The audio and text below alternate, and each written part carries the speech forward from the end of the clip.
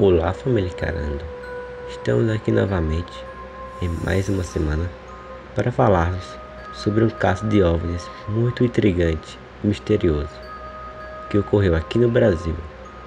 Estou falando da Operação Prato, um caso que intrigou os habitantes da região do Pará e até hoje causa muitos mistérios por todo o mundo.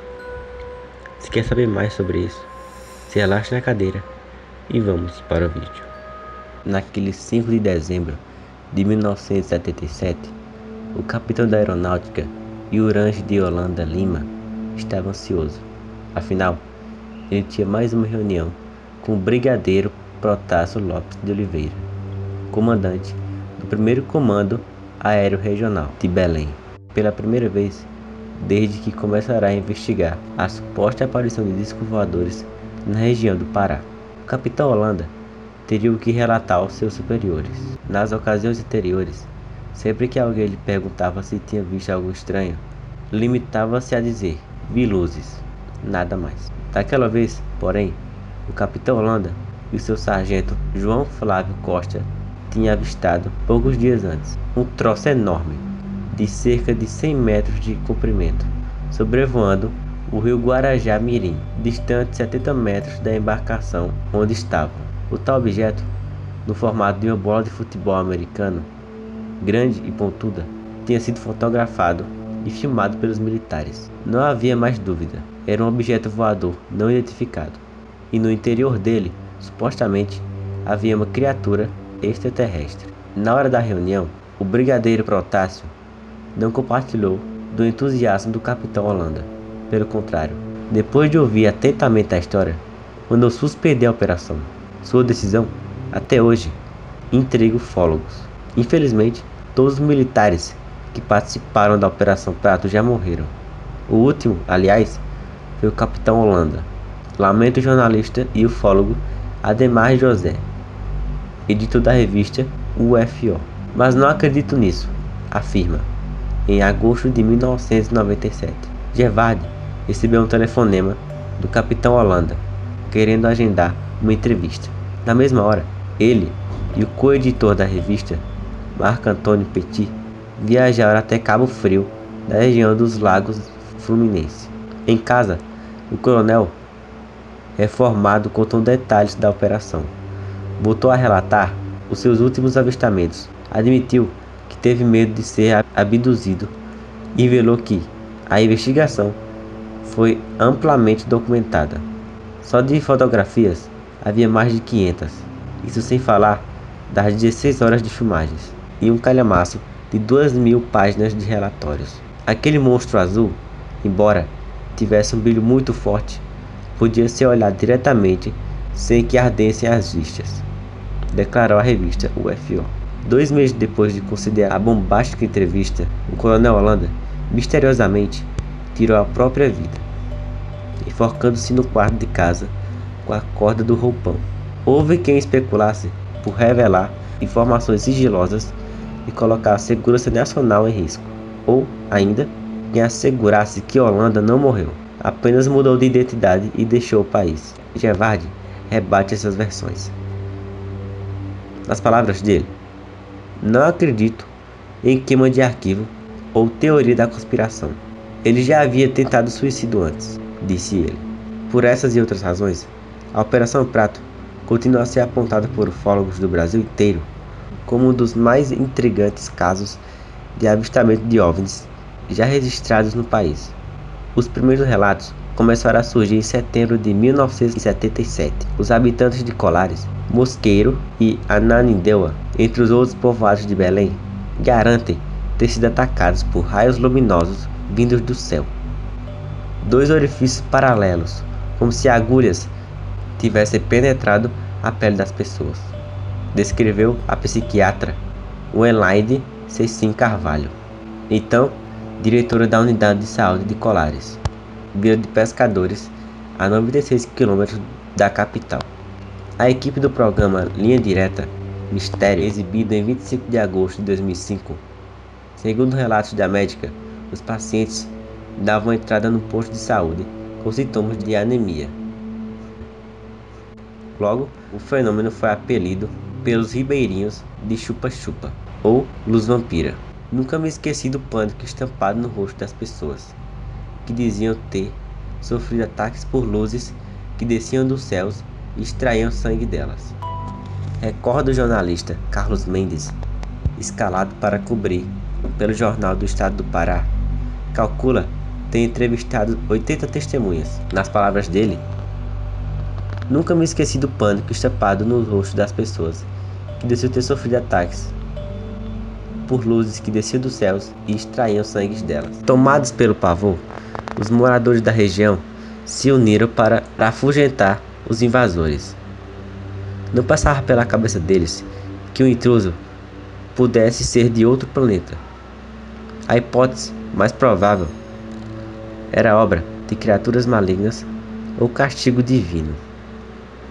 À noite, famílias inteiras acendiam fogueiras, batiam latas e soltavam fogos de artifício. Outras, mais religiosas, rezavam o terço. Outras, ainda, empunhavam paus, pedras e espingardas. Diante do desespero da população, o prefeito pediu socorro às Forças Armadas. Foi quando o coronel Camilo Ferraz de Barros, chefe da 2ª seção do Comar 1, convocou o capitão Holanda, então comandante do Pará, um esquadrão de elite da Força Aérea Brasileira, que realizava operações de busca e salvamento, para chefiar a missão. Durante 4 meses, Holanda e seus homens permaneceram no litoral do Pará, munidos de binóculos, câmeras fotográficas e máquinas filmadoras, entre outras engenhocas. De dia, entrevistavam as vítimas dos ataques e as testemunhas dos avistamentos. À noite, se revezavam para monitorar o céu. A Operação Prato foi a maior missão militar para investigar OVNIs de que se tem notícia no mundo. Classifica Evard. Tiago Luiz, presidente da Comissão Brasileira de Ufólogos, concorda que o que mais me impressiona de que termos investigado algo tão incrível e, ainda hoje, não sermos capazes de explicar o que aconteceu. A equipe, chefiada pelo capitão Holanda, contava, entre outros, com o primeiro-tenente médico Pedro Ernesto Póvoa. No dia 26 de outubro de 1977, o psiquiatra foi a um vilarejo chamado Santo Antônio de Ubintuba, no município de Vigia. Houve relatos de avistamentos e ataques de luzes insólitas. Na hora de redigir seu relatório, o psiquiatra deu o veredito: histeria coletiva. Depois que os fatos ganharam as manchetes dos jornais, militares da aeronáutica tentaram controlar a imprensa. Diziam que nós, repórteres, estávamos agindo com sensacionalismo e que as notícias publicadas só serviam para causar pânico, afirma o jornalista Carlos Mendes. A certa altura da operação, agentes do antigo Serviço Nacional de Informações foram chamados para ajudar nas investigações. Jorge Peça era um dos oficiais do SNI, deslocados para Belém. Em seu primeiro dia na ilha de Mosqueiro, a 80 km da capital, avistou, por volta das 8 da noite, um objeto luminoso. Ele piscou 3 vezes, realizou pequenas manobras e, em seguida, desapareceu em uma grande velocidade. Não deixou dúvidas de que obedecia a um comando inteligente, relatou Jorge, que narrou suas aventuras no livro Discos Voadores na Amazônia.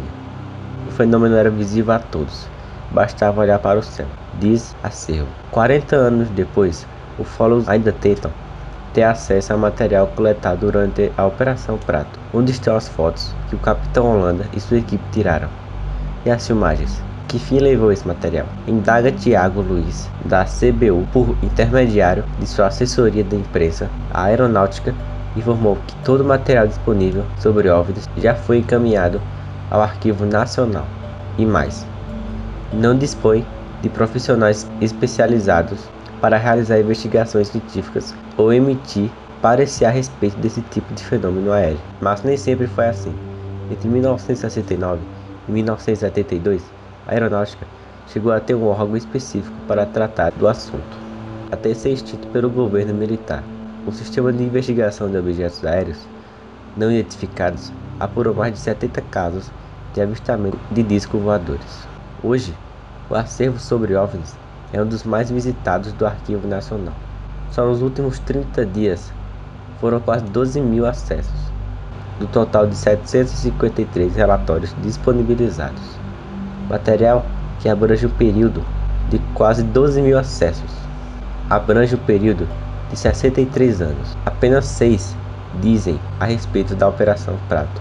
Vão de 2 de setembro de 1987 a 28 de novembro de 1978 e englobam 15 municípios do interior do Pará. O material disponível para consulta pública é apenas a ponta do iceberg, afirma o ufólogo Edson Boaventura Júnior, presidente do Grupo Ufológico de Guarujá. Segundo Gervardi, a filha do brigadeiro Protásio, uma pedagoga aposentada, é uma das poucas felizardas que tiveram acesso às filmagens ultra secretas, entre outros fatos aterradores.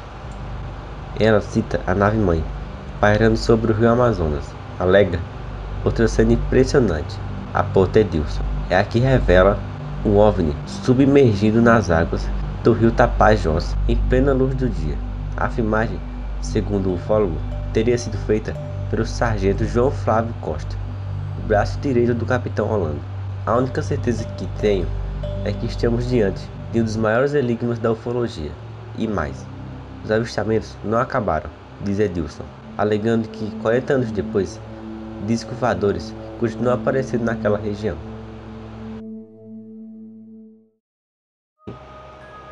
E aí, família caramba, curtiram o vídeo? Bem intrigante, não? Não se esqueçam de deixar o like, compartilhar o vídeo, se inscrever e deixar aqui nos comentários sugestões de vídeo para eu trazer aqui para vocês. Até a próxima semana.